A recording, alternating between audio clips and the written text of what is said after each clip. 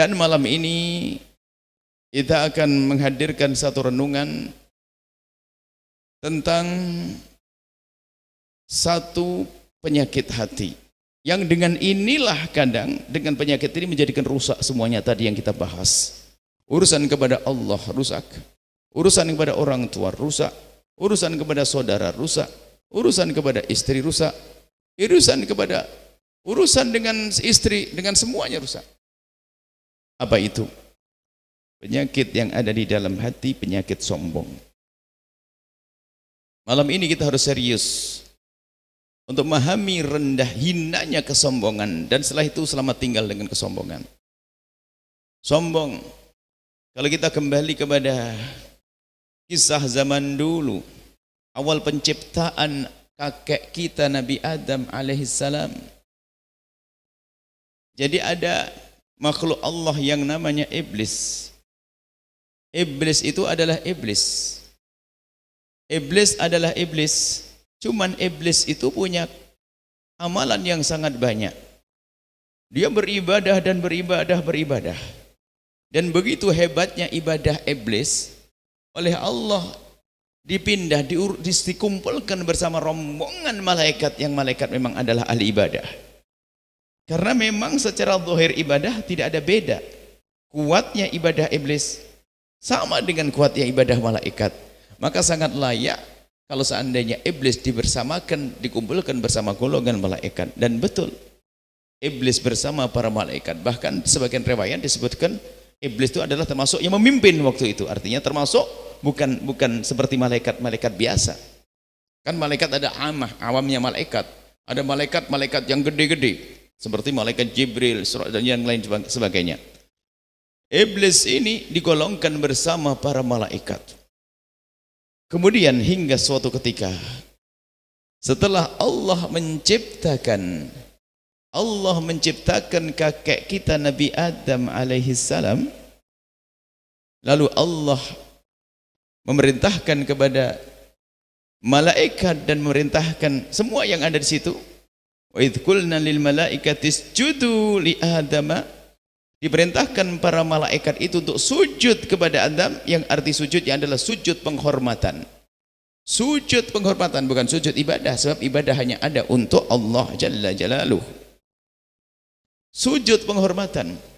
Fasajadu, dan semua malaikat melakukan sujud kecuali iblis, illa iblisa aba wastakbara. Kecuali iblis enggak mau dia menolak disuruh sujud kepada Nabi Adam karena ada istakbar, ada kesombongan di dalam hatinya. Iblis itu adalah tertipu. Coba ini. Iblis ini kalau merasa dia ini adalah sudah punya banyak amal baik. Iblis punya banyak amal baik. Sudah ribuan tahun dia beribadah. Ribuan tahun beribadah. Prestasinya banyak. Disuruh sujud kepada makhluk yang belum terkenal, tidak pernah viral, ibaratnya belum punya prestasi, baru diciptakan ini, sujud pun belum punya Nabi Adam alaihissalam. Iblis mikir, ini gimana rumusnya? Orang seperti saya kok suruh sujud sama manusia, sama orang ini, apa rumusnya ini? Aba wastakbara, enggak mau sujud itu iblis. Malaikat enggak usah mikir panjang, diperintahkan oleh Allah langsung fasajadu, pada sujud para malaikat ila iblis. Dan betul di saat ditanya oleh Allah, kenapa kau tidak sujud? Mana apa yang menjadikan kau tidak mau sujud, hai iblis? Rupanya tak betul terbukti sebabnya adalah ada di dalam hatinya. Ia merasa ana khairun minhu, aku lebih bagus dari dia. Gimana rumusnya? Nah inilah ternyata sebab sesuatu atau makhluk itu menjadi sombong adalah merasa dia lebih bagus, merendahkan orang lain. Ini akan iblis di saat ditegur bukan dia insyaf, malah mengatakan ana khairun minhu, aku lebih bagus daripada Adam. Maka menjadilah iblis yang terkutuk, dikeluarkan dari surga, terhinakan dia karena punya sifat sombong. Padahal semula adalah ahli ibadah. Ibadahnya Masya Allah sampai dikatakan kalau disebut bumi, maka tidak ada sejengkal bumi kecuali dia pernah sujud. Ribuan tahun sebelum Nabi Adam diciptakan. Dia sudah beribadah, akan tapi menjadi makhluk terkutuk setelah itu karena ada kesombongan di dalam hatinya. Maka ciri orang sombong itu begitu tuh. Kalau diingatkan berhujjah. Berbeda dengan mbah kita Nabi Adam alaihissalam. Mbah kita di saat dikatakan wala taqrabu hadhihi syajarata. Jangan kau dekati pohon ini. Jangan kau dekati pohon ini. Kemudian Nabi Adam alaihissalam mendekati pohon tersebut dan mengambil buahnya. Karena di sorga itu kan sebenarnya bisikan daripada iblis yang hasut, iblis yang dengki. Cuma Nabi Adam kan berhusnudzon, di sorga kan tempatnya orang baik semuanya, makhluk yang baik. Jadi omongan yang di sorga adalah juga baik-baik. Nabi Adam akhirnya mengambil itu semuanya. Ini dianggap sebuah pelanggaran, sebuah kesalahan dianggap seperti itu. Di saat ditegur Nabi Adam, ternyata begitu mudahnya Nabi Adam. Apa yang dikatakan Nabi Adam? Rabbana dzalamna anfusana. Ya Allah, kami zalim terhadap diri kami sendiri, ya Allah. Ilam taghfir lana wa tarhamna, jika engkau tidak mengampuni dan memberi kasih sayang kepada kami, niscaya kami akan menjadi orang-orang yang jauh, yang berbuat zalim dalam ketidakbenaran. Enak mbah kita Nabi Adam kalau diingatkan langsung Rabbana dzalamna. Ini loh seharusnya sanad kita ini. Kita punya manhaj, punya madhab namanya madhab abawi, madhabnya mbah Nabi Adam, bahwa kalau kita salah diingatkan tinggal mengatakan Rabbana dzalamna. Tapi ada orang modelnya anak Adam tapi ikut cara hidupnya iblis, kalau diingatkan dia berhujah. Siapa ente?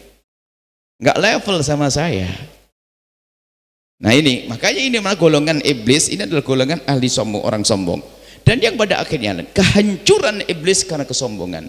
Dan ternyata semua, termasuk umat baginda Nabi ini akan hancur dengan sifat sombong. Kalau kita tidak waspada dengan sifat sombong, maka kita akan hancur. Bahkan diingatkan oleh baginda, la yadkhulul jannata man kana bi qalbihi mithqalu dzarratin minal kibri. Kalau ada kesombongan dalam hatinya, nggak bisa masuk surga, bersihkan dulu dong. Maka malam hari ini ayo kita belajar agar kita tidak masuk dalam wilayah kesombongan. Kesombongan merendahkan. Sombong itu bukan orang pakai baju mewah, pakai mobil mewah, rumah megah, bukan itu. Suatu ketika ada, ya Rasulullah, ada seorang pengen dandanan yang bagus, ya, dandanannya bagus, rambutnya rapi, semuanya minyak wangian, ibaratnya begitu.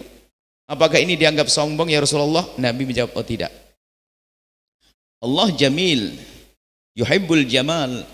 Allah maha bagus, senang kalau hambanya juga menjaga dari kebersihan, rapi. Umat muslim harus begitu, rapi, ya, bersih. Itu bukan sombong. Kata Nabi, as-sombong al-kibru batarul haqqi wa ghamtun nasi. Sombong itu tersimpulkan pada dua model makna. Apa itu? Ghamtun nas, batarul haqqi, menolak kebenaran. Kalau diingatkan berhujah.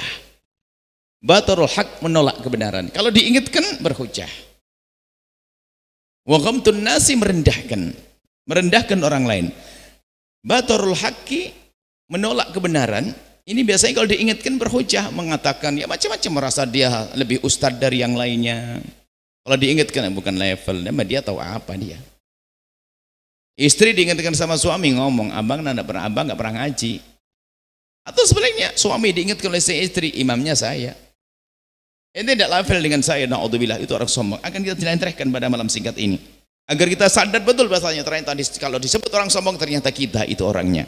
Agar setelah itu sadar, agar lalu kita merubah sifat sombong kita menjadi sifat tawadhu. Kemudian ghamtun nasi, merendahkan. Dan merendahkan ini macam-macam, merendahkan manusia karena merasa dia punya kelebihan, sementara kelebihannya adalah bukan dia sendiri yang buat, akan tapi semua dari Allah, pemberian dari Allah, karunia dari Allah. Kemudian setelah itu digunakan untuk merendahkan hamba Allah. Ghamtun nas, merendahkan manusia. Ayo kita semuanya waspada, jangan sampai ada dalam diri kita kesombongan.